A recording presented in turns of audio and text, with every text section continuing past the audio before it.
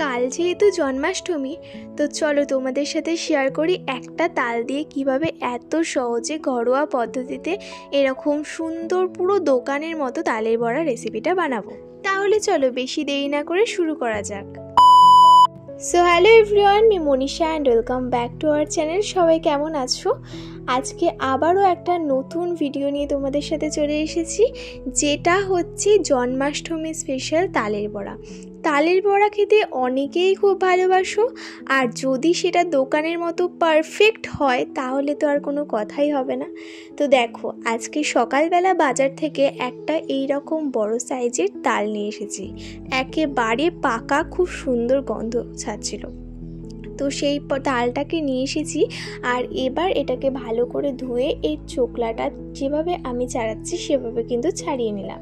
দেন দেখো, এরপরে এর মধ্যে যেহেতু 3-4টে আটি থাকে, এটাতে যেহেতু 3টে আটি ছিল, ওটাকে কিন্তু ভালো করে একটা বড় গামলার মধ্যে ছাড়িয়ে নিলাম, আর তারপরে এর মধ্যে দিয়ে দিলাম পরিমাণ মতো জল।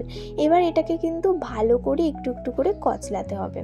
আর আমি কিন্তু এই পুরো ভিডিওটাই করছি ঠাকুর ঘরে। কালকে যেহেতু জন্মাষ্টমী, তাই কিন্তু আগে ঠাকুরকে দিয়েই কিন্তু সবটা করা হবে।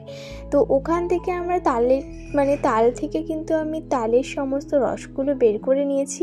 এরপর এর মধ্যে দিয়ে দিলাম পরিমাণ মতো চিনি, আর তার মধ্যে দিয়ে দিলাম সুজিটা কিন্তু অনেকটাই দিতে হবে। আর তোমরা এখানে কিন্তু দিয়ে দেবে ময়দা। তো তোমরা ময়দাটা বুঝে শুনে দেবে, মানে কতটা লাগবে, তো কীরকম কতটা পরিমাণে তালের যে রসটা পাল্পটা বেরোবে সেটা কীরকম কতটা, সেটা অনুযায়ী তোমরা কিন্তু দেবে। তো এবার কিন্তু এটাকে ভালো করে মিক্স করে নিতে হবে। যেভাবে আমি মিক্স করছি এভাবে করেই করে নেবে তোমরাও। অনেকক্ষণ ধরে করতে হবে, তারপরে কিন্তু অনেকক্ষণের জন্য রেখে দিতে হবে, কারণ সুজিটা কিন্তু ফুলবে, অনেকক্ষণ সময় লাগবে, তাহলে কিন্তু ব্যাটারটা আরও সুন্দর হবে। আর যেহেতু এটা বড়া হবে, তোমরা কিন্তু বুঝতেই পারছো যে এটা বেশি জল করলে হবে না, তাই কিন্তু আবারও আমরা একটুখানি ময়দা নিয়ে নিলাম। ময়দাটা দিয়ে আবার ভালো করে মিক্স করলাম। তার মধ্যে এবার আমরা দেব নারকেল। দেখো, আমি কিন্তু এখানে একটা গোটা নারকেল নিয়ে এসেছি, যেটাকে দুটো খণ্ড করে কেটে জলটা বের করে নিয়েছি। আর ওই যেই মাখাটা ছিল একটুখানি রেখে দিয়েছিলাম, সেটার মধ্যে কিন্তু আমি আরও একটুখানি চিনি অ্যাড করলাম। আর তারপরে ওই নারকেলটা কোড়ানো হয়ে গেছে, আর কোড়ানো নারকেলটা কিন্তু আমি পরপরের মধ্যে দিয়ে দিচ্ছি। আর আমি কিছু কুচি কুচি করে কেটেও নারকেল রেখেছিলাম, যাতে মুখে পড়লে বেশি টেস্টি হয়। তো এখানে সব কিছু পরিমাণ মতো দিয়ে আমি কিন্তু ভালো করে আবার এটাকে মেখে নিচ্ছি। আর আমি যতক্ষণ সুজিটা দিয়ে মিক্স করে একটুখানির জন্য রেখেছিলাম, ততক্ষণে কিন্তু আমি নারকেল কুচি আর নারকেল কুড়ো সব কিছু করে রেখেছিলাম। তো দেখো, এখানে কিন্তু আমি ভালো করে মিক্স করা মোটামুটি হচ্ছে। আর যত ফ্যাটাবে, এটা মনে রাখবে যে যত ফ্যাটাবে তত কিন্তু পুরো দোকানের মতো ফুলবে। আর এত সুন্দর রেজাল্ট হয়েছিল না, তোমাদের কি বলবো, তোমরা কিন্তু ভিডিওটা দেখলেই বুঝতে পারবে। দেন একটা ওভেনে আমি কিন্তু কড়াই বসিয়ে নিয়েছি, আর কড়াইটার মধ্যে আমি দিয়ে দেবো এবার পরিমাণ মতো তেল।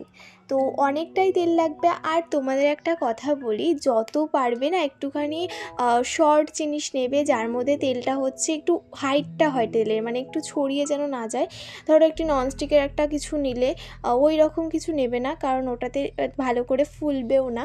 তো কড়াই টাইপের কিছু নেবে। দেখো, প্রথমে তেলটা গরম হয়েছে কিনা আমি দেখার জন্য একটু ছোট্ট করে দিয়ে দিলাম। তো দেখলাম একটু গরম হয়েছে, দেন আরেকটুখানি গরম করে তারপরে কিন্তু সবগুলো আস্তে আস্তে করে হাতের সাহায্যে আমি দিয়ে দিচ্ছি বড়ার টাইপ করে, ঠিক আছে, গোল গোল করে দিয়ে দিচ্ছি। তো এরপর কিন্তু ভালো করে এবার আস্তে আস্তে করে দেওয়ার পর ভালো করে নেড়ে নিতে হবে। তো লাল লাল করে একটুখানি ভাজতে হবে, যেমনভাবে দোকানে ভাজে তোমরা একটু হালকা আঁচেই ভাজবে, আর মাঝারি সাইজের ভাজবে। যেন খুব বড়ও না হয়ে যায়, আবার খুব ছোটও না হয়ে যায়, মিডিয়ামটা লাগবে, ঠিক আছে। আর দেখতেই পাচ্ছ কত ফুলেছে। সেকেন্ডটা তো আরও বেশি ভালো লাগছিল। ফার্স্টেরটা এরকমই হয়েছে, বাট সেকেন্ডেরটা বেশি সুন্দর লাগছিল। তো এখানে আমি কিন্তু ঠাকুরের গামলাতে আমি একটার পর একটা তুলে নিচ্ছি। আর তোমাদের কার কার বাড়িতে গোপাল আছে তাদের একটুখানি বলছি, কমেন্ট করে জানিও যে তোমরা কারা কারা জন্মাষ্টমী করছো, আর কারা কারা এরকম তালের বড়া, মালপোয়া আর অনেক কিছু রেসিপি বানিয়ে দিচ্ছ গপুকে, তোমাদের সুন্দর গপুকে।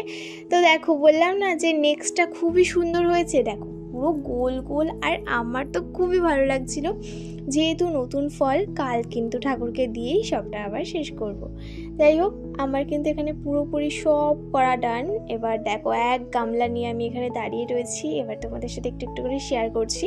যেহেতু আজকে হচ্ছে মানে আমি ঠাকুরকে দেবো না, তাই কিন্তু এখন আমি তোমাদের সাথে হাতে করে শেয়ার করলাম, আর ভাঙলাম না, একেবারে পরের দিনই হচ্ছে সব কিছু করবো। তো এত সফট হয়েছিল তোমাদেরকে কি আর বলবো। তো সবাইকে টাটা, সবাই সুস্থ থেকো।